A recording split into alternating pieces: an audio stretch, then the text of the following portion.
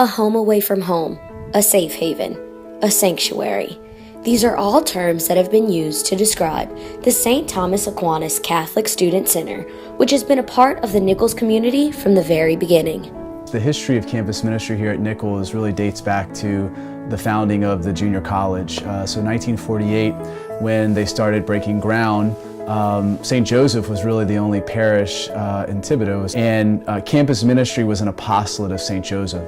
So there was always a priest who was assigned to the students here at Nicholls State, and they had what was called the Newman Club. So especially I've looked in the yearbooks through the 1950s, there was a lot of activity, a lot of students were very involved in the Newman activities.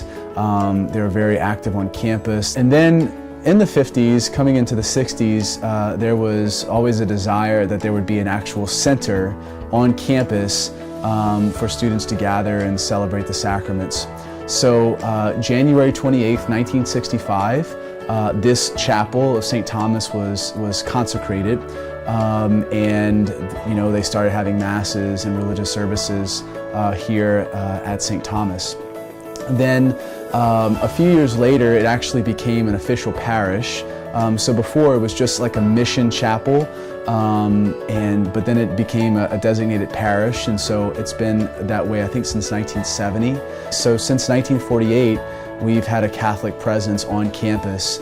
Even 68 years later, St. Thomas still stays active on campus by serving the students as a personal parish. Our focus is to make disciples, and so we try to invite them into an ongoing relationship with Christ through engaging in spiritual activities, so celebration of the sacraments, Mass, confession, daily prayer life, and then we try to also form them intellectually and humanly through Bible studies, through different talks. We have a series called Aquinas Nights. We'll get guest lecturers to come in.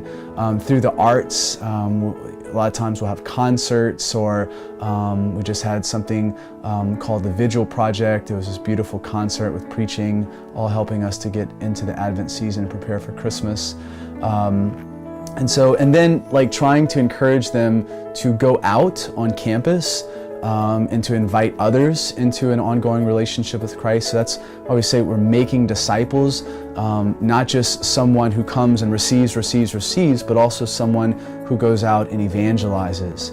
I've heard the campus parish referred to as a heart before. Students come in from the limbs of all these places in the diocese, and they come to St. Thomas, which is like the heart.